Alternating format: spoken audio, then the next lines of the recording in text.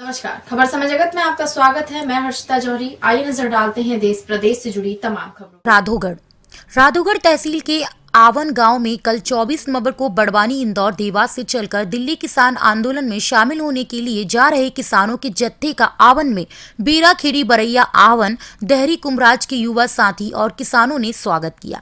किसानों के साथ जानी मानी सामाजिक कार्यकर्ता और नर्मदा बचाओ आंदोलन की नेत्री मेधा पाटेकर जी भी उपस्थित थी। साथियों ने उन्हें एक पत्र सौंपा जिसमें बताया गया कि नारायणपुरा की शक्कर फैक्ट्री पिछले कुछ सालों से बंद पड़ी है, जिससे उसमें काम करने वाले कर्मचारियों के वेतन अटके पड़े हैं। साथ ही पूरे क्षेत्र के गन्ना किसान उसी खेती पर निर्भर थे, लेकिन सरकारी अनदेखी के चलते और निजी स्वार्थ के चक्कर में ये फैक्ट्री बंद पड़ी है।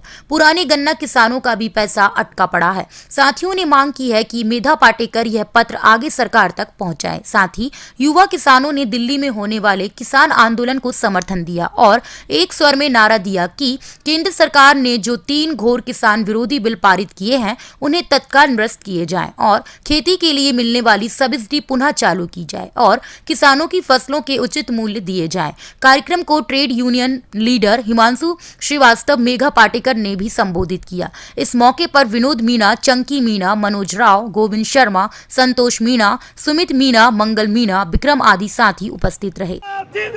जिंदाबाद जिंदाबाद, लड़ेंगे जीतेंगे, लड़ेंगे जीतेंगे, जीते हैं, जीते हैं, हम एक हैं, हम एक हैं। और इर्द गिर्द के और SUCI के ऑल इंडिया किसान खेत मजदूर संगठन के तथा युवा विद्यार्थी संगठन के सभी साथियों को एक जोरदार जिंदाबाद। साथी प्रमोद नामदेव जी, हिमांशु भाई और सभी जो इंदौर से लेकर यहाँ तक पहुँचे हैं और सतत आपके बीच में कार्यरत हैं, उन सब के साथ जुड़कर आज यहाँ पधारे हैं लोक संघर्ष मोर्चा के साथी, जिसमें तड़वी भाई भी है और अलग अलग जलगांव के जिले के खास करके साथी है। नर्मदा बचाओ आंदोलन के महाराष्ट्र के नंदुरबार जिले के ये युवतियां भी हैं, लतिका राजपूत जी भी है। जरा जोरदार जिंदाबाद करो, उठकर एक नारा दे दीजिए। बेटी बचाओ, बेटी बचाओ, बेटी बचाओ, कंपनियों की जागीर नहीं, ये देश हमारा है, कंपनियों की जागीर नहीं, ये देश हमारा है। तो साथियों, ये आदिवासी क्षेत्र के हमारे साथी युवक और युवतियां और आदिवासी आए हैं। वैसे ही निमाड़ क्षेत्र के बड़वानी और धार जिले के अलग अलग गांव के हमारे गेंदा भाई आए हैं, हमारे बच्चूराम भाई आए हैं, मायाराम भाई आए हैं, युवा कार्यकर्ता पवन यादव, रोहित भाई और बाकी साथी आए। सबके नाम भी लेना संभव नहीं, लेकिन पुणे से असलम बागवान आए हैं, जो इनक्रेडिबल संस्था के लॉकडाउन में सतत कार्यरत, जिन्होंने हजारों को खिलाया, और युवराज गटकर जो जन आंदोलनों के राष्ट्रीय समन्वय के महाराष्ट्र के युवा समन्वयक है, जिन्होंने वर्धा से, गोंदिया से, भंडारा से, नागपुर से, वहाँ छत्तीसगढ़, झारखंड जाने वाले हजारों आदिवासियों को बिठाने की, खिलाने की व्यवस्था लॉकडाउन में की। कोई लॉकडाउन में रहे नहीं थे यहाँ के साथी, सभी लोग लगे हुए थे राहत में, प्रतिभाताई और सभी हम लोग आज सेंचुरी मिल वर्कर्स के साथी दुर्गेश भाई, रमेश भाई और अन्य भी यहाँ पधारे हुए हैं। हम सब लोग एक जोरदार नारा दे दे, कौन बनाता हिंदुस्तान? भारत का मजदूर किसान। कौन बनाता हिंदुस्तान? भारत का मजदूर किसान। ये अगर हम सब लोगों को मंजूर है तो और कुछ कहने की जरूरत नहीं है। लेकिन आज के सत्ताधीशों को इस बात का एहसास नहीं होता कि बिल्डर कोई बिल्डिंग नहीं बनाता, निर्माण मजदूर बनाते हैं। कारखाना हो या मिल हो, कोई मालिक या पूंजी लगाने वाला पैसे की नहीं चलाता। जो श्रम की पूंजी लगाते हैं, जो जमीन की पूंजी लगाते हैं, जो खेती में आई हुई उपज की पूंजी लगाते हैं, वही सही पूंजीपति कहलाए जाने चाहिए। लेकिन आज जो पैसा और बाजार का देश में और दुनिया में माहौल है, उसके कारण किसान मजदूरों की अवमानना हो रही है। और तो और संविधान को कुचलना हो रहा है, क्योंकि संविधान में भी जीने का अधिकार दिया हुआ है। संविधान में काम के अधिकार अनुच्छेद 43 में दिया हुआ है। संविधान में कई सारी बातें कही है कि मुट्ठी भरों के हाथ में इस देश की संपत्ति एकत्रित न हो, ऐसी अर्थव्यवस्था चाहिए। बराबर उल्टी बात मोदी सरकार कर रही है। इस देश की पूरी संपत्ति जल, जंगल, जमीन और अब खेती भी कंपनियों को, अडानी अंबानी को देने की साजिश इस देश की न केवल जनतांत्रिक पद्धति और प्रक्रिया, पर इस देश की खेती भी खत्म करके रहेगी।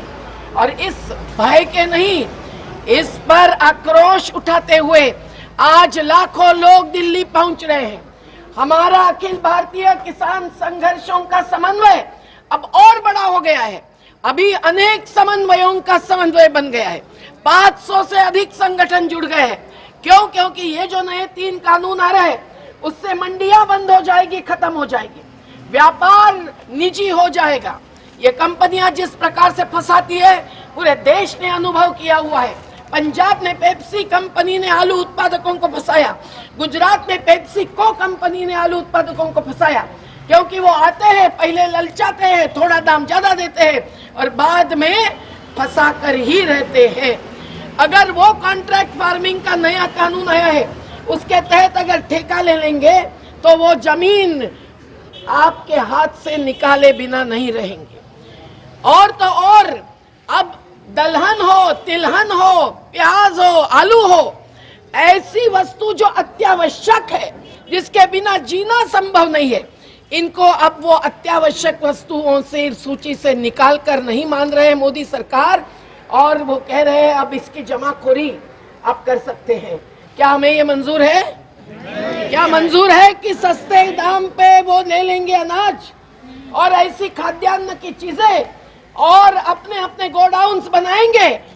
किसानों के पास एक दिन भी जमाखोरी करने का एहसास नहीं होता, संभव नहीं होता। वो तत्काल बेचना चाहते हैं, वो कर्ज निभाना चाहते हैं, वो अपने बच्चों को खिलाना चाहते हैं, और इसीलिए वो तो जमाखोरी नहीं कर सकते हैं। और अपने कितने जिले में गोडाउन्स बने हैं, सरकार ने क्या व्यवस्था की है।